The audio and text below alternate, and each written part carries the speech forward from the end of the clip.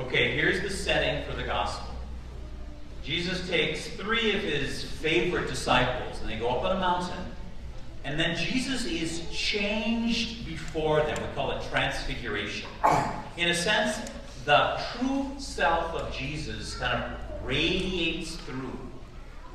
Now, what's significant about that is that it happens when Jesus is standing in between 2 of the pillars of the Old Testament, 2 of the rock stars from the Jewish culture.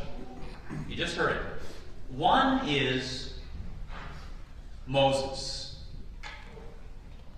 Moses represents the law for the Jewish people.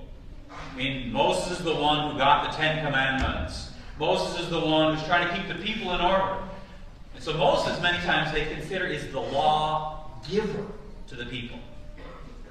Well, did you know that there is not just 10 laws to the Jewish people? Not just 10 commandments. There actually are 613 rules or commandments for them to follow. Some are just kind of silly. Like it says, do not eat shellfish.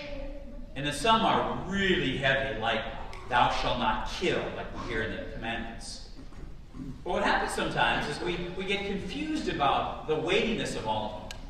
For example, some of those commands or rules says if you break them, that is an abomination. Well, what that means to the Jewish people is to say that if we, the Jewish people, would break them, that's awful for us. But you go ahead. Such as it says, if you eat shellfish, that's an abomination. What they're meaning, we don't, but other people could. Jesus also stands in between Elijah. Now, Elijah is one of the most important prophets to the Jewish people. Because Elijah was trying to help the people. So many times, they kept getting stuck. And Elijah, in a sense, represents the future of the direction that they're going to go. Because so many times, the Jewish people, they said, if we just have this, then we're going to be happy. Or if we just go there, we're going to be happy. Or if we just kind of figure this out, then we're going to be happy. And Elijah's trying to correct them about where their happiness is going to be found. And then right in the middle of these 2 pillars of faith, we have Jesus. And the voice from God says, I want you to listen to all 3. It doesn't say that. He says, listen to my son, Jesus. I'm well pleased in him. And if you think of it, what Jesus does, he kind of like summarizes or augments all the rules and the laws. He kind of points out to the people where they're actually going to find their happiness. Because Jesus says very simply, it happens when we love God and love each other. It's real simple. Now, how do we love? Well, I give you 2 suggestions. One is, start thinking well of that other person. That person you just have a hard time getting along with, you don't really love. Well, instead of thinking bad things about her or bad things about him, start thinking well. That indeed they are just trying to operate out of their own wounds or their own conditions.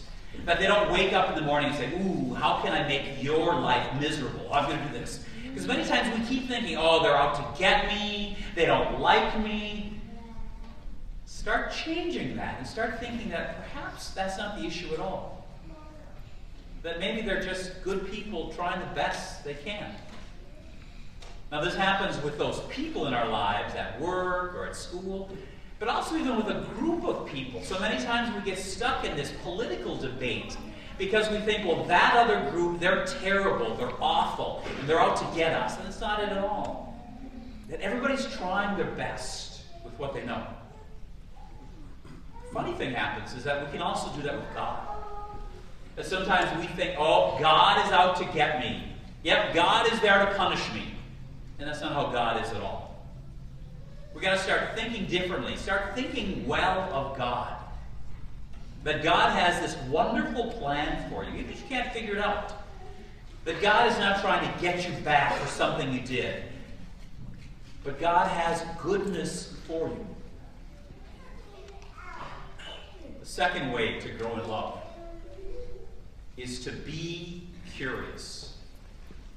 Start asking more questions. Don't assume anything. And this is with people who you are close to or people you don't like very much. You don't just write them off or don't just keep gossiping about them or say, I know exactly what he's going to say, I know exactly what she's going to do. No, ask questions. How come you think like this? Or what's going on with your life? Or where did you get that information? Is to try to find out more about them instead of just judging them and saying, I know exactly what you're going to say or what to do. Become more curious. Okay. Same thing with God. Many times when we pray, we tell God what we want. God, I want you to figure this out. I want this to happen. Instead, be curious with God. Ask God questions, such as, the best one, God, what do you want for me? Not here, God, here's what I want, you better do it. No. God, how do you want my life to be? How do you want me to follow your will? A couple days ago, I went to a movie, brand new movie. It's called The Shack. It's based on a very popular book. Phenomenal movie. I would suggest everybody go to the movie. It's PG-13. You can go to it. I think it's probably one of the most important movies of our lifetime, talking about God. And also what to do with pain. It actually kind of talks about these situations right here. It's a phenomenal movie that kind of says, oh yeah, this is what it's all about. This is how we are to be in relationship with each other and with God. Because so many times what happens is we get stuck in the past.